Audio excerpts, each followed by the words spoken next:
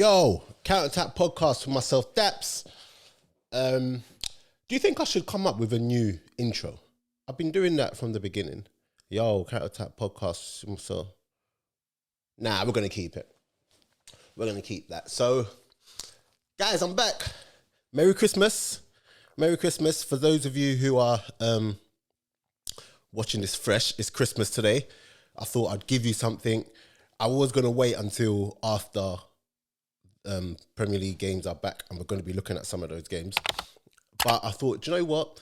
Christmas Day, for those of you who, you know, get some downtime and, you know, you need some football content, you know, I thought, let me just give you something. So here it is.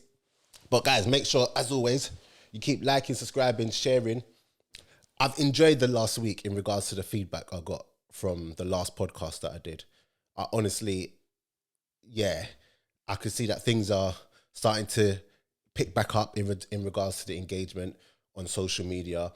In terms of the comments on the videos, guys, you know, feel free to comment. I'm going to comment back. Let me know what you think about what we discuss on these podcasts. Let me know what you think in general, anything that you want me to talk about. And we'll get it cracking.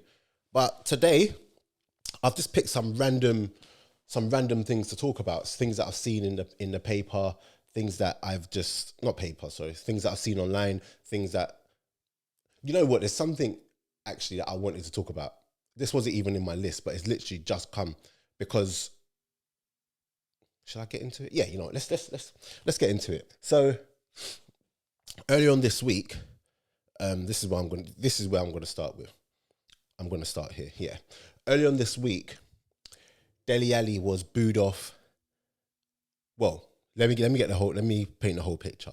So Besiktas were losing 2-0, half an hour gone, I think. Not even that. And Dele Alli gets dragged, and in terms of getting subbed off, and he gets booed by his fans.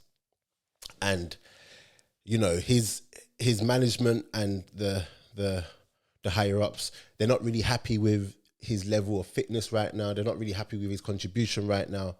And it's just led to the whole thing of what's happened with Dele Alli. And if I'm being totally honest, this is something that I've said for so long. I think with, oh sugar, let me not speak too deep into the mic. I think, one second, let me just make sure that I just didn't thingy. Hello, okay, cool. Yeah, so if I'm being totally honest, I think with Dele Alli, when he first came into the picture, oh gosh. Okay, cool. If I'm being totally honest with Dele Alli, when he first came into the picture, he was this box-to-box midfielder and he had all the potential in the world. He had all the ingredients needed to then push on, develop his game and become an all-rounder and become very, very good because of his potential. And this is what I'm talking about. And if you go back through the podcast, even when Spence was here, when Lamin was here, you would hear us saying the same thing. And I've always maintained with Dele Alli, even when he was banging in the goals, I felt like his overall game needed to be improved. But what they did with him was they saw that, oh, he can actually get a couple goals. So they made his game all about goals. They made his game all about just getting forward rather than actually developing his all-rounder. They wanted Dele Alli to be another Frank Lampard. And I was saying this to my boy Scott and to my boy Morris, actually, who are actually going to be on the podcast way more. I was saying to them that even with the comparisons to Frank Lampard, if Frank Lampard wasn't scoring goals, he was still contributing to the game as a centre midfielder. Chelsea didn't buy Frank Lampard knowing he's going to score 20 goals a season. They bought him because he was doing the basics of his role, a centre midfielder role, good. He was doing it well. So I think with Dele Alli, what they did was they just made it about getting forward, scoring goals, that his actual game didn't improve, which is why I always said, if you look at Dele Alli back then, if he's not scoring or doesn't get an assist, because you're not going to score every game or get an assist every game, are you still going to be impacting the game? Are you still able to be trusted enough in the game to influence the game? And, you know, could he basically maybe control a game from centre midfielder. No one would ever say Dele Alli could control a game from centre midfield. But that's because I believe the coaches or whoever was in charge of that just kind of failed him and just tried to make him into a midfielder that he wasn't in his crucial years. And now it's almost like, is it too late for him to develop that? I hope not. And I'm not one to write off any players because I understand, or maybe I don't understand what it takes to play at such a high level. But I just think that they failed him. And that's something that they like to do in England with the players and centre midfielders. It's all about goals and assists. It's never about your overall game. It's never about your overall contribution to the game, because goals and assists aren't the only contributions to a game. I've just seen like the World Cup and I've seen Luka Modric. And Luka Modric in that World Cup was unbelievable. Did he score? I don't think he even scored. He might have scored once. I don't know. I don't think he even scored, but it's not even about that. Anyone watching football can see what Luka Modric was bringing to the game. And I'm not saying Dele Alli and Luka Modric are on the same level because they're obviously different, but you can pick any other midfielder who does well. Let's pick Amrabat.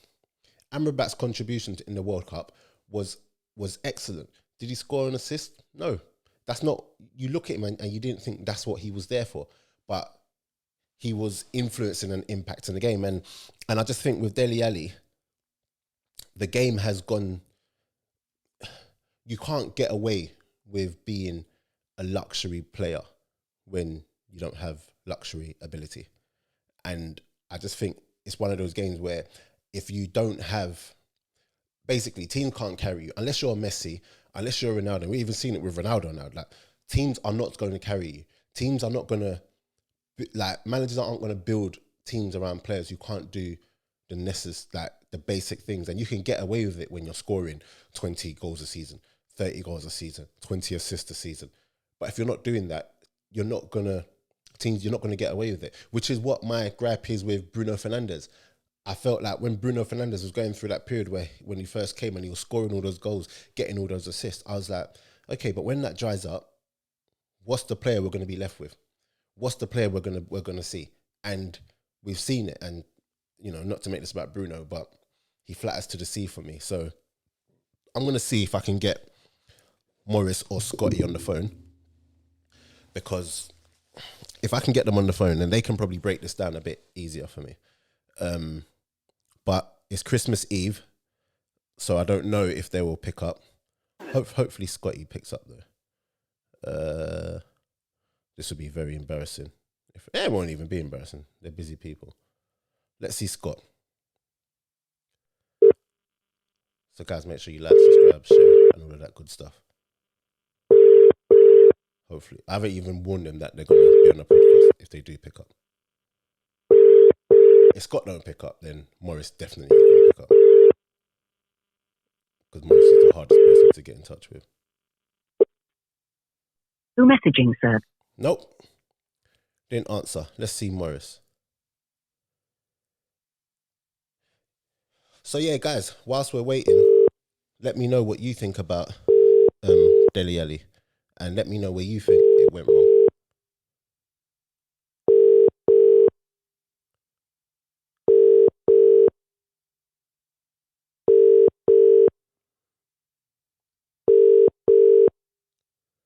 Welcome to None of them picked up.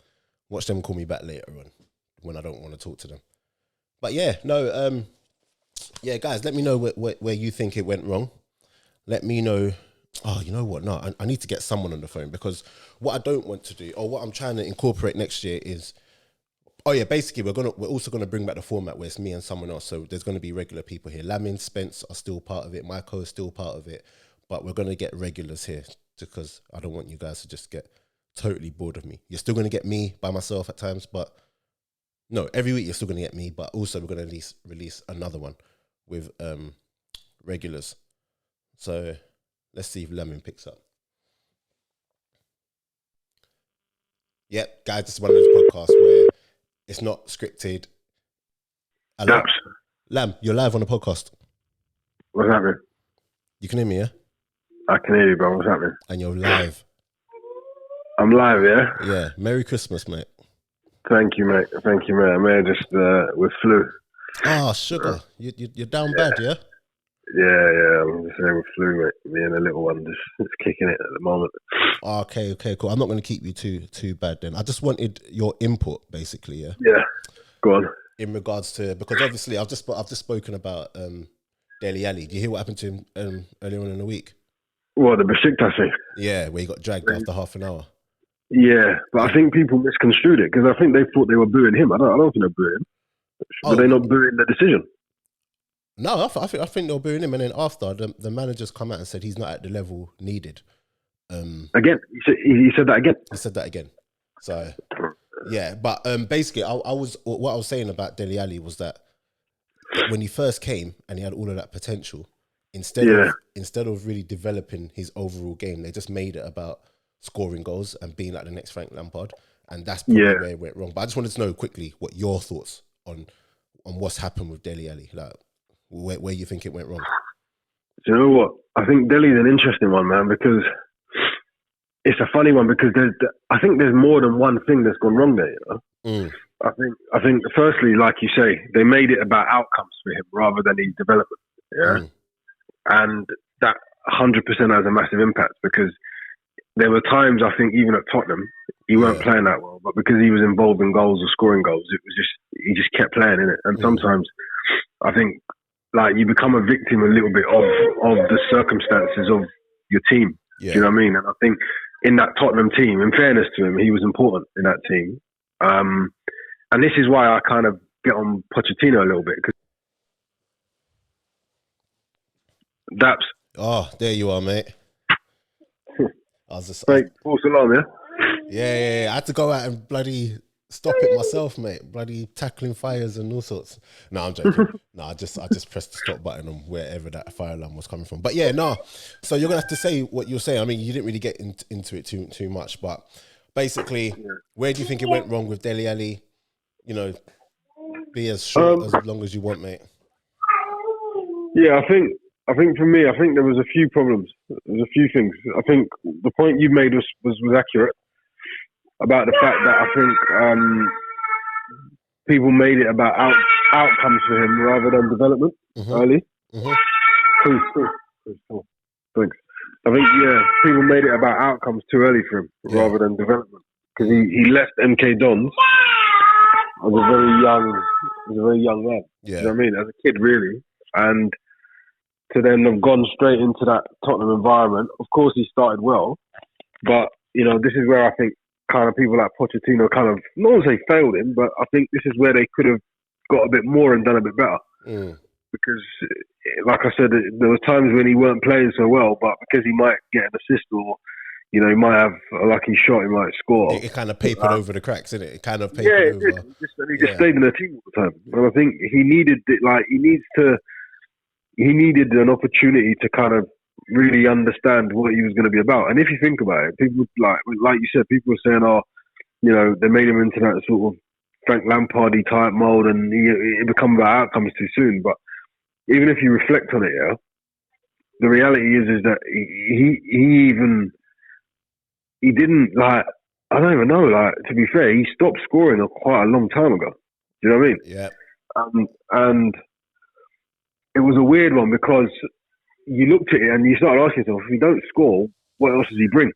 And listen, I've literally was just saying this before I called you. I was saying that when you look at other midfielders, and I went to Luka Modric, but obviously they're not on the same level. But still, I went to Luka Modric and I said, Luka, if he doesn't score or assist, you can clearly see him impacting the game. You can clearly see there's still an impact. There's still contribution. Exactly.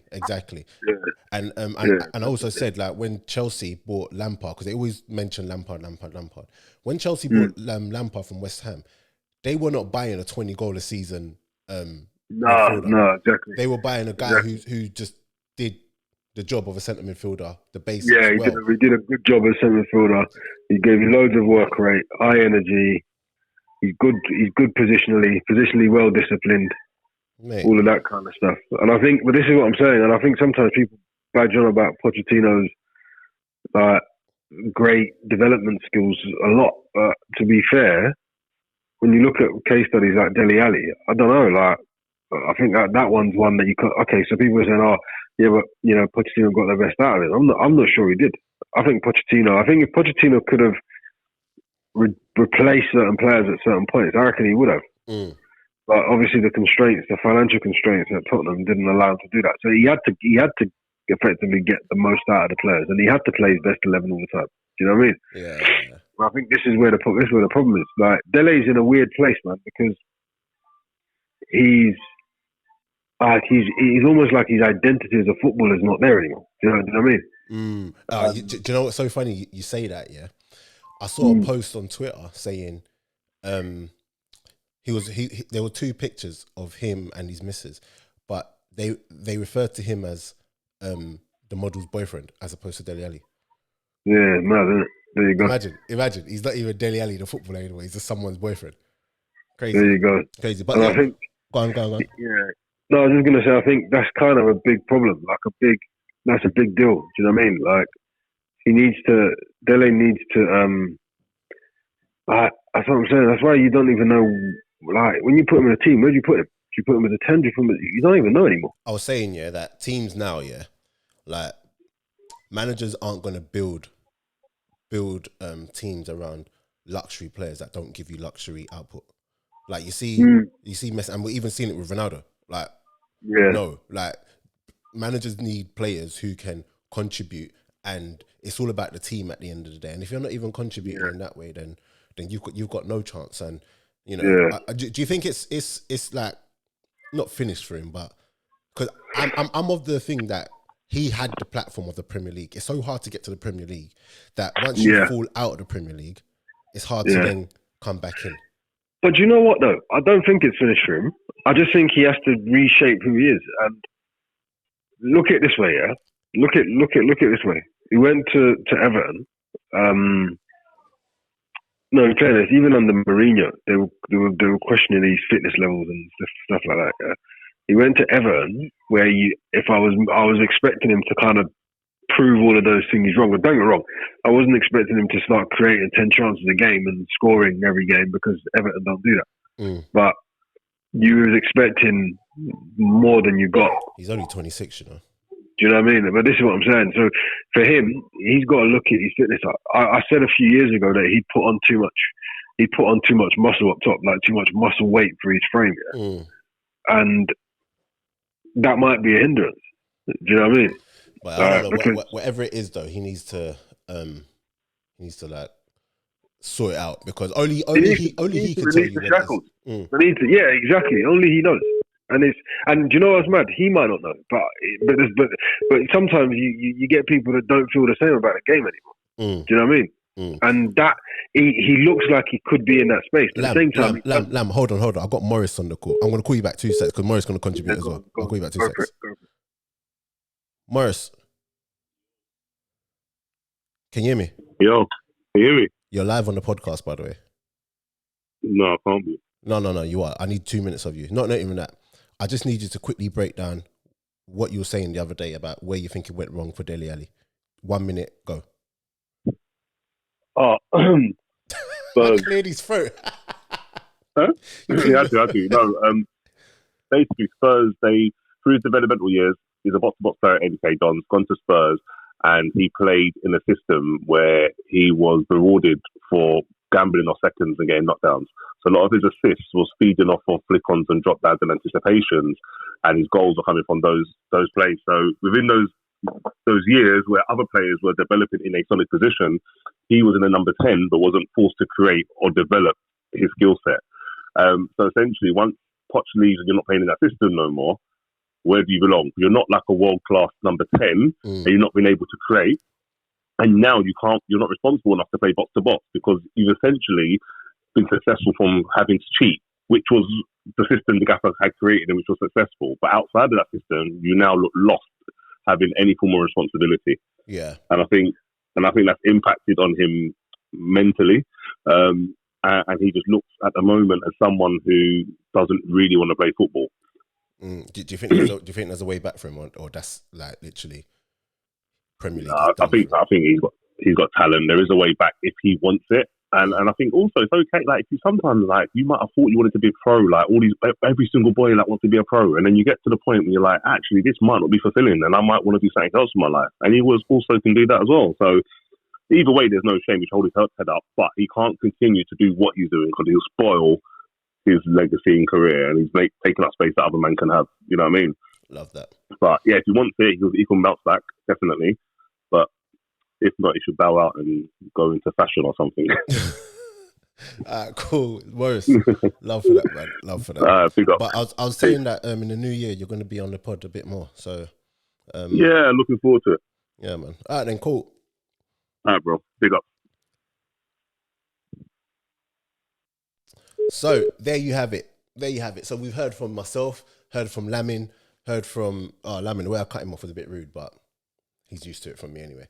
But Lamin, heard from Morris, and we're all pretty much aligned in our thoughts that, you know, with Dele Alli. Oh, let me take this off.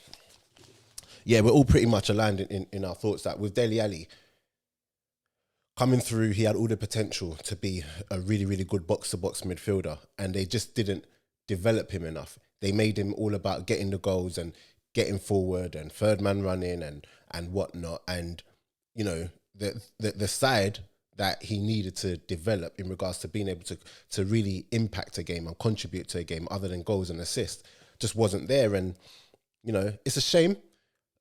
He's still only 26 as we saw, but we're gonna hopefully see him back in the league. I think though, because he's England international or ex-England international, whatever, I think that does give him a bit of credit in the bank. You know, I can imagine a team coming up the leagues, or like a Nottingham Forest, if they got a chance to get him back, and you got a manager that really believes that he can turn things around. I do think that he could come back into the Premier League when I think about it.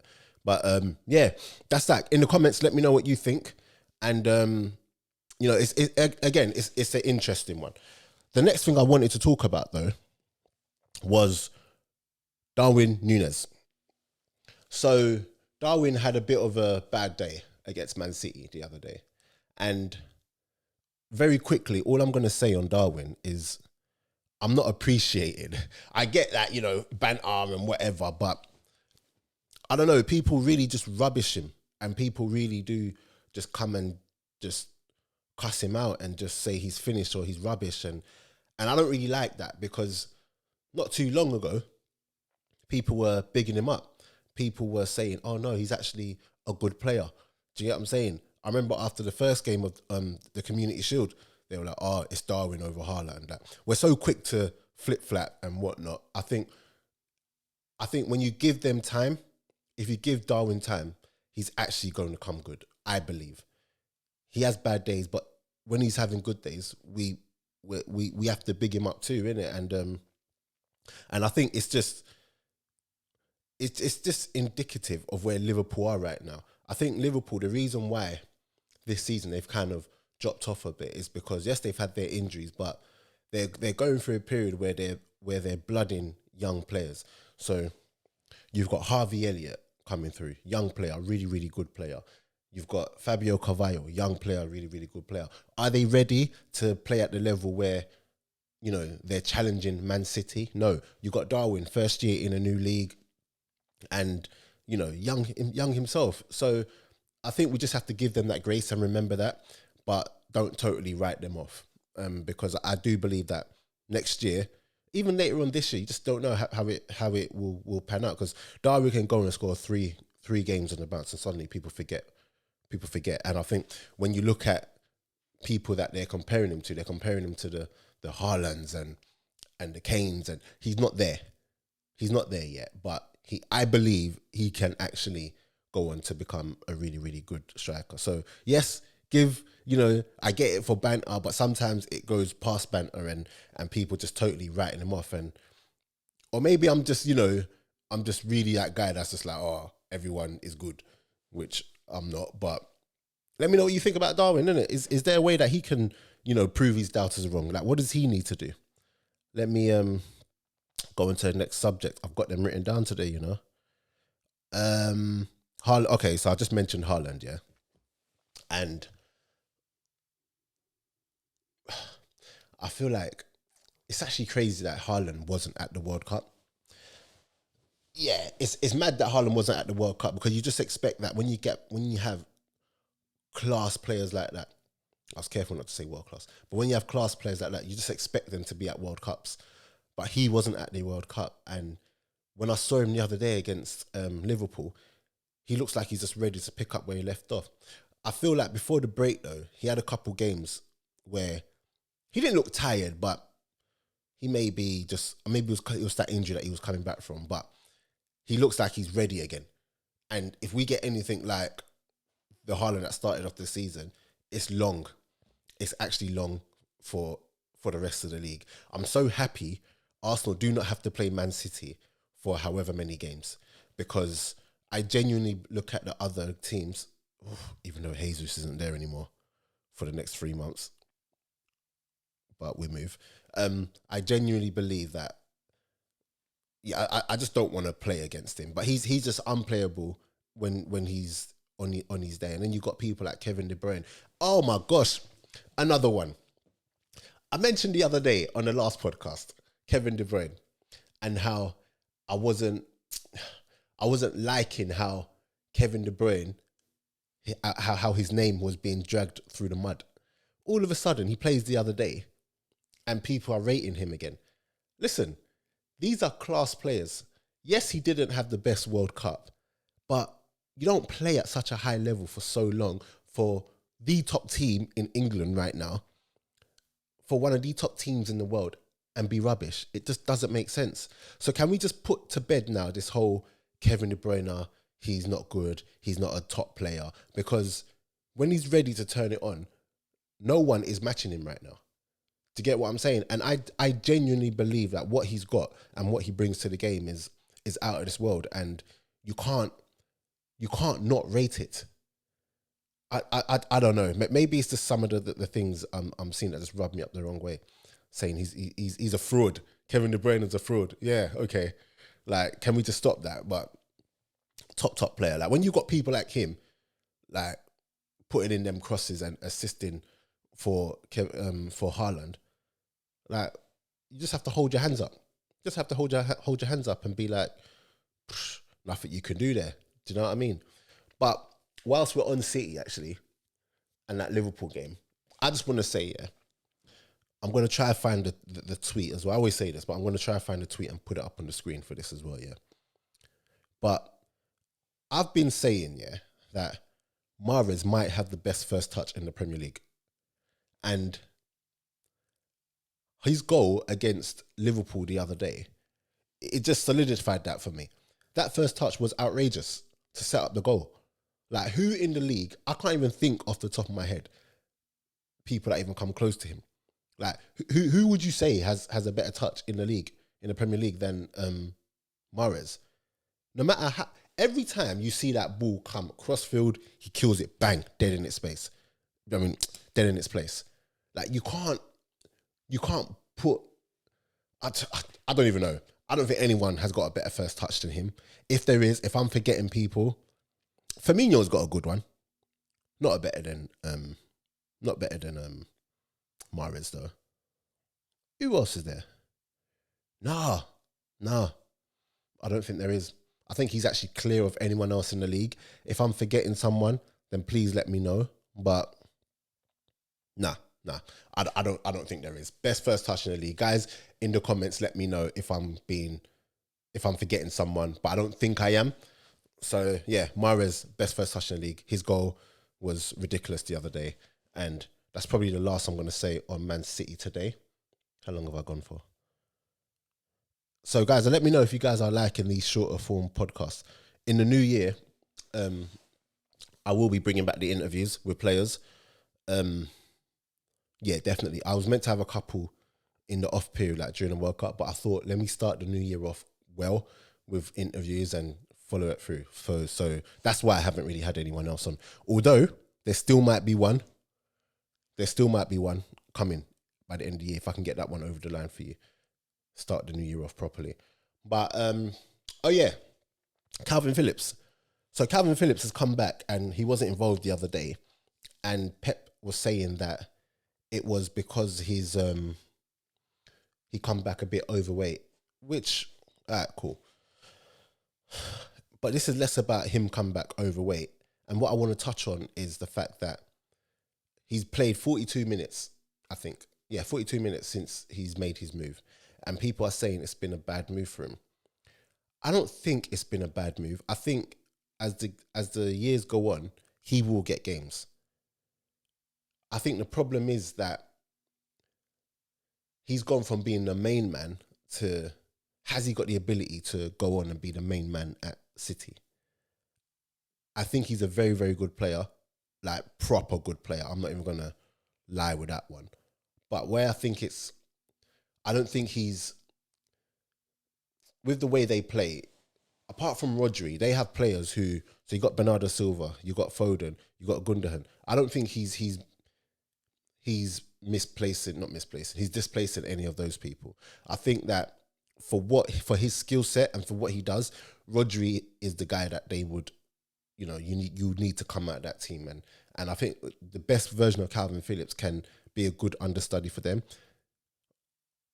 I just think that if he wants to play week in, week out, it might be a bit of a push. But he will get games. He reminds me of not the same ability-wise, but Fabian Delph. I think Fabian Delph, when he went there, people were also saying it's the wrong move for him and blah, blah, blah. But he played plenty of games for them.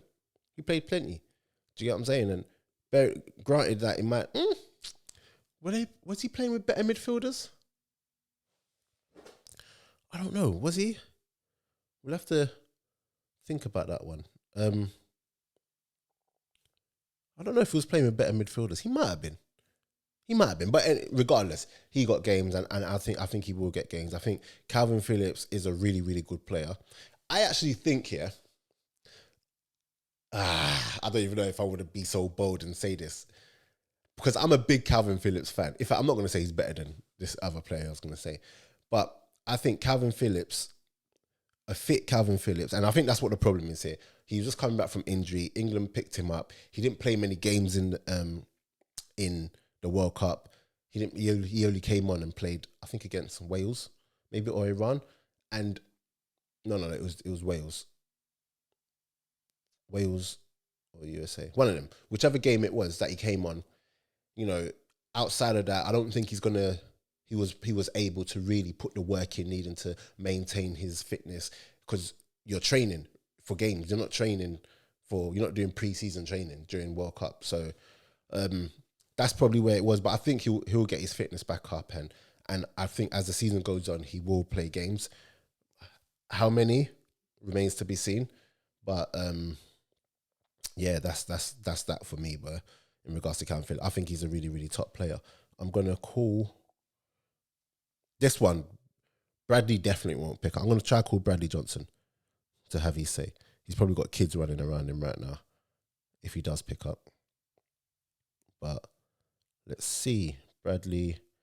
I'm just calling people for you guys today, just so you can have someone else apart from my voice on the pod. If he's at home, the reception's a bit mad.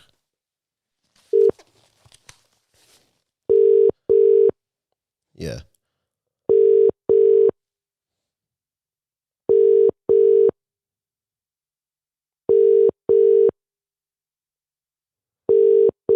Yeah. When he's got the kids, he's never picking up. Welcome to the... All right, cool. But anyway, that's me on Calvin Phillips. I was just going to get his view on Calvin Phillips, and also congratulate him because he took temporary charge of MK Dons the other day, whilst they're looking for a new manager. So congratulations to Bradley. You love it, Brad. You absolutely love it. I was speaking, so I was like, "Oh, do you want to be a manager?" Nah. But listen, I know. Looking at him, he absolutely loved it. He walked out with the whole, how managers walk out of the tunnel with their hands in their pockets and, looking, pointing. During the game, he's doing all of that. Oi. Bradley, you absolutely love it. But well done. Played a difficult Leicester team who were absolutely class.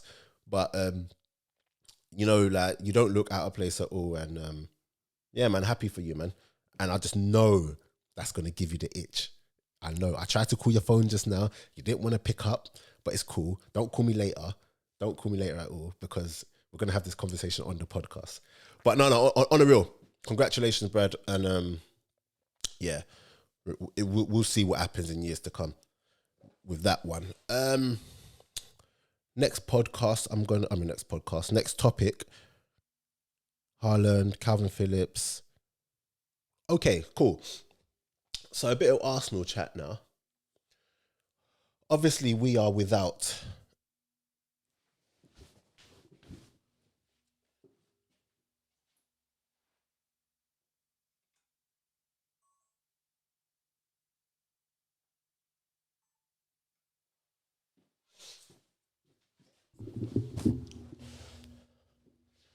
Okay, a bit of Arsenal chat now. Obviously, Arsenal are without Gabby Jesus right now, which is a massive, massive hole to fill. And I don't know. The problem with Nketiah, he's a different kind of player. But no disrespect to Nketiah, but he does bring the quality and the level lower. And that's not to say he ain't going to score goals, because I actually do think he'll score goals. But I think what Jesus brings to the team is just a different. He just raises the level, and I think without him, it's going to be a struggle. But in saying that, it's crazy because you get, on one hand, you get Nketiah who might even score more goals, but then you lose the team stuff. You lose what he brings to what Jesus brings to the team. So it's a bit of a difficult one. I think we definitely need reinforcements. Obviously, Mudryk, is that how you say his name? Has been touted as coming. He's basically singing his life away because he wants to come to Arsenal, and we definitely need him in. But an interesting thing is, I've not seen, and he basically, also he looks really good, by the way. Let's not forget that, how good he looks, Mudryk. Like, Mudryk? I don't even know how to say his name. But he looks really good. But those are clips. I don't really get too carried away. In fact, no, I saw him in Champions League once this week and he scored a really, really good goal. And I was like, But cool. It looks like that one's going to get brought over the line. And the one thing I saw, and I'm not really one to get involved in transfer talk or whatnot, especially in January, because I don't think any real big player moves in January. Like, obviously it's happened sometimes, but it very rarely happens, especially with teams in Champions League and stuff like that. But I'm seeing that there's talks of Phillips potentially coming to Arsenal on loan. Now, first of all, I don't think it's gonna happen, but let's talk about it hypothetically. Let's be hypothetical. You see, if Phillips ever came to Arsenal, yeah, honestly, it raises up the level again. And it's just another step in the direction that Arsenal want to be going. And Phillips, for me, and I'm going to put up another tweet again, I think he is possibly one of the most, not underrated players, because I think people rate him, but I don't think people rate him as much as they should. And I think that's got a lot to do with the team he's playing in and the style of play that they do. It kind of shackles him down a bit. And we saw a bit of what he can do with Portugal in the World Cup. But I just think Phillips is such a good player. He can go on to become such a world-class player that, he can go on to become a really, really good world-class player. And if Arsenal get that one over the line, then, but that's a massive if. I don't think it will happen, but one can hope, right? One can hope. So, with that being said, obviously Premier League games come back on Monday, and Arsenal have West Ham. I think if Arsenal, because it's mad because the games I've seen, like the little mid-season, pre-season games, if you know what I mean, Arsenal haven't really looked like they did in pre-season for the most part. You know, they look a bit, their intensity isn't quite there. I don't know what it is, but obviously it is mid-season as well. So, but it'll be interesting if Arsenal can get through that game against West Ham, and if we can get through and put on a show, I think we then can continue where we were. Obviously, Jesus isn't there, but you know, I do think I think we'll beat West Ham. I think West Ham will be a tough game, and I think the best compliment in regards to where Arsenal are at the moment. A reporter asked David Moyes, "Do you think this is the best time to play Arsenal? You know, after the World Cup break or whatever?" And his response was, "The best time to play them was 3 years ago." And I think that's a massive compliment to where Arsenal are at the moment. It should be a good game. I think Arsenal are going to win that. And I'm just happy that the Premier League's back. And do you know what?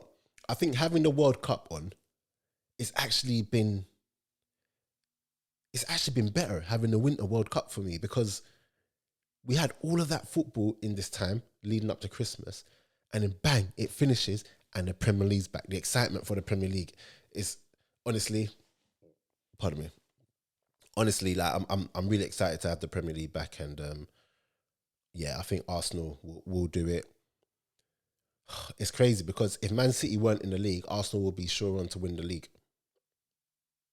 The only reason why people think Arsenal ain't going to win the league is because City are still there. All the other teams have kind of fallen off. Tottenham, I don't think will last the course of the season. But Man City have been there, done that, and it's just going to be tough. And of course, Arsenal needed everything to go their way. And with our most important player, apart from Partey, or maybe, I don't know, in line with Partey, being out injured, it doesn't bode well. But we're hopeful. And so we was talking about transfers as well, yeah. In fact, let me even Leicester Newcastle. I want to talk about that game.